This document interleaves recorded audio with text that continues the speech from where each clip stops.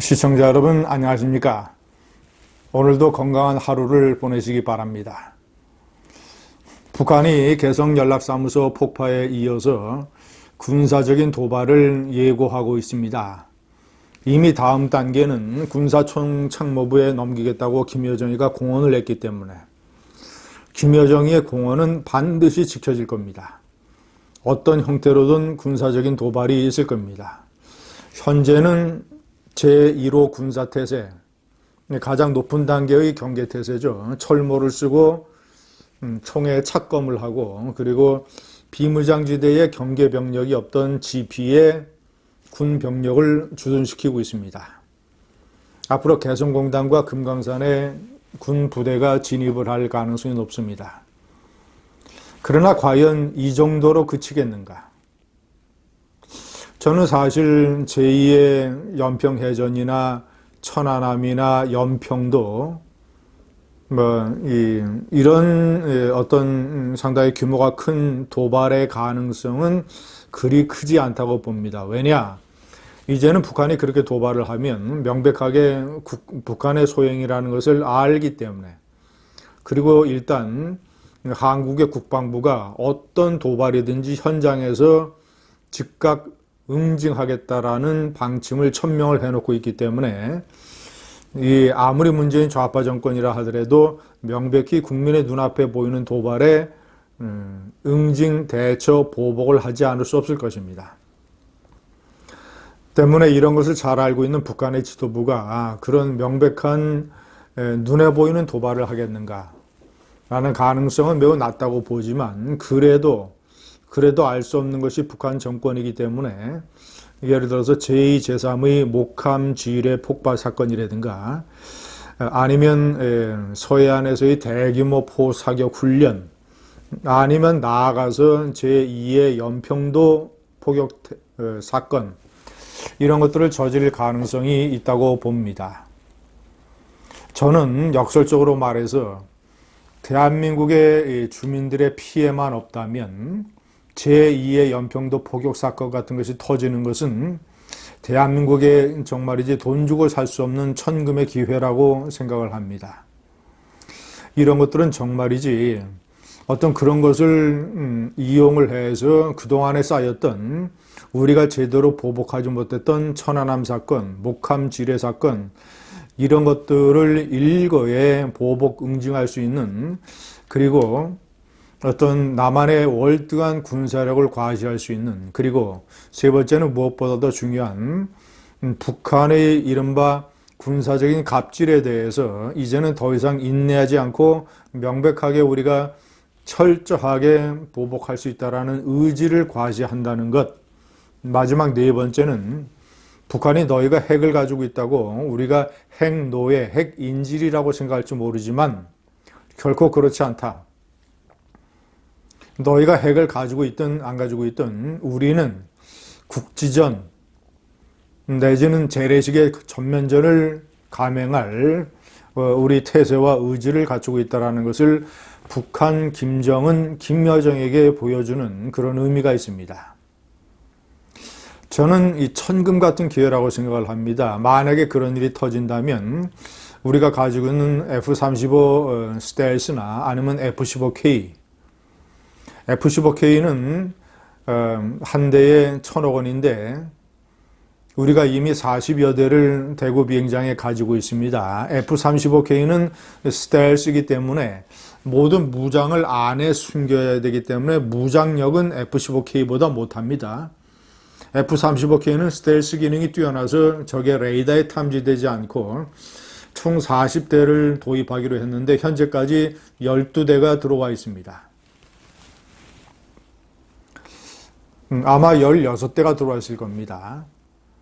자, 그러니까 북한을 장거리 공대지 미사일로 슬램 ER 같은 사정거리 200km 이걸로, 그러니까 북한은 국경선을 넘어가지 아니하고 200km 되는 공대지 미사일로 폭격하는 데는 F-15K가 최고입니다. 2010년 연평도 사건이 터졌을 때 대한민국의 이명박 군대는 연평도에 주둔하고 있는 해병들의 그 K9 자주포로만 응사를 했습니다.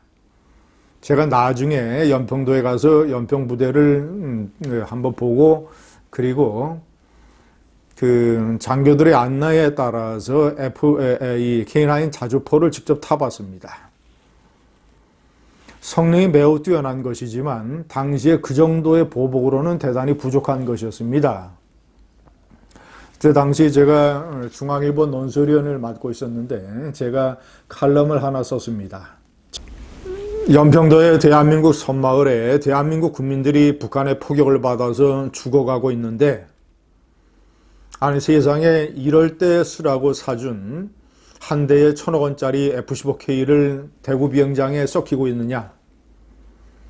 아무리 실무진에서 반대했다고 하더라도 이명박 대통령, 군 통수권자 이명박 대통령과 한민구 합참의장이 어떤 전체적인 정세를 파악할 수 있는 전략과 지략을 갖춘 인물이라면 당연히 F-15K의 폭격을 명령을 했어야 된다.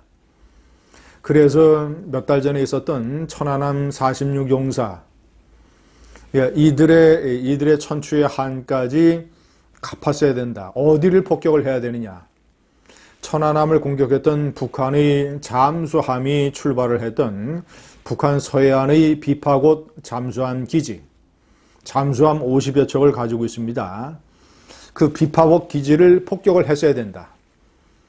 아니면 모든 이 대남 군사 도발을 총지휘하고 이 작전 계획을 짜는 해주에 있는 북한 4군단 사령부, 여기를 쳐야 된다. 군단 사령부라든가 이 비파곶 잠수함 기지 같은 것을 폭격 내지는 포격을 해서 부숴버리면 북한의 김정일 정권에게 당시 커다란 충격으로 다가올 것이다. 제가 네 번째 명기를 했습니다마는 북한 체제에는 계속 충격을 줘야 됩니다.